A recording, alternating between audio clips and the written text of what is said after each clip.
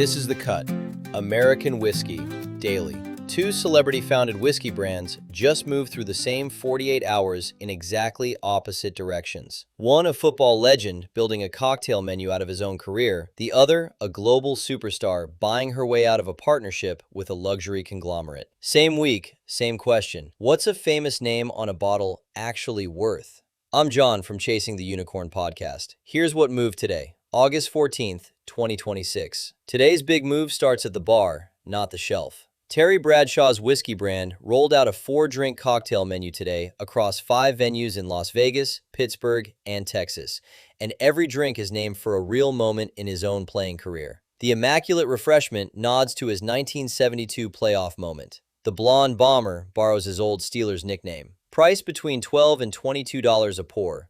Here's why that's worth noticing. Celebrity bourbon usually gets dinged as a famous face slapped on sourced whiskey with no real story underneath it. This menu doesn't dodge that criticism. It leans into it and dares you to argue with specifics instead of vibes. Every name traces to a dated, verifiable moment in Bradshaw's biography, not a generic football theme. That's a small choice, but it's the difference between marketing that hopes you don't ask questions and marketing that hands you the questions on a platter. Nothing changes on your shelf this week. But if you're near one of those 5 bars, you can order the drink and judge the story yourself. Tonight, no allocation required. Now, today's flight. Because Bradshaw's launch didn't happen in a vacuum. The same week, Beyoncé bought out LVMH's stake in Sir Davis, the whiskey brand she launched with them 2 years ago, taking full control herself. That's the pairing worth putting side by side. Sir Davis was built with Bill Lumsden, the whiskey creation director behind Glenmorangie and Ardbeg, and it's framed around the whiskey-making legacy of Beyoncé's own great-grandfather. 2 years in, she just bought the conglomerate out, which is the opposite of how these deals usually go.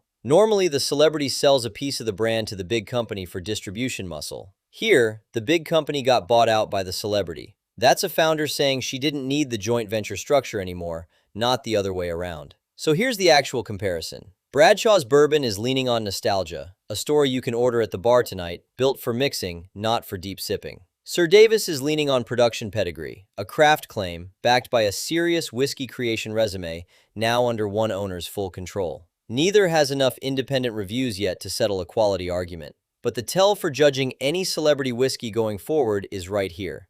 Does the story lean on the founder's biography alone, or does it lean on who's actually making the stuff? Bradshaw's menu is the first kind. Sir Davis, at least on paper, is trying to be the second. That question, mix or sip, is actually a good excuse for today's first sip.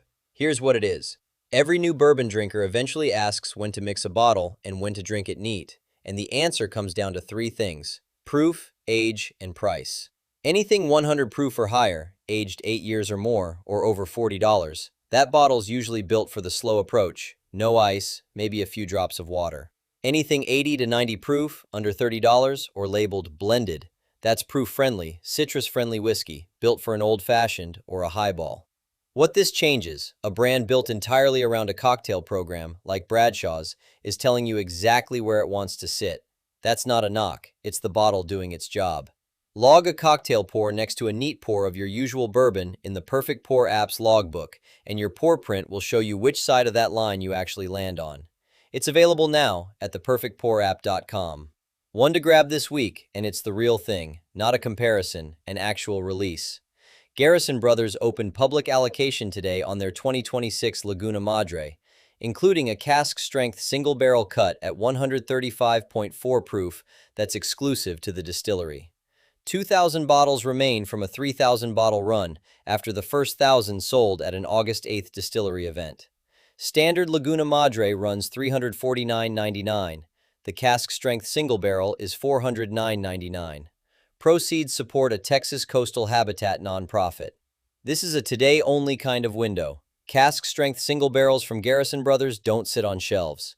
If you've been waiting on a Texas bourbon worth the price, this is the one to go check right now, not next week. One more thing. So here's the one thing to walk away with. A famous name on a label tells you nothing by itself. It's just the headline. The real tell is always underneath it. Who's actually distilling, who's actually aging it, and whether the story can survive you asking a second question. Ask that question before you buy the name. That's The Cut. The full American whiskey industry brief is free every morning at chasingtheunicornpodcast.com. I'm John Schuster. Thanks for joining me. Your unicorn is out there.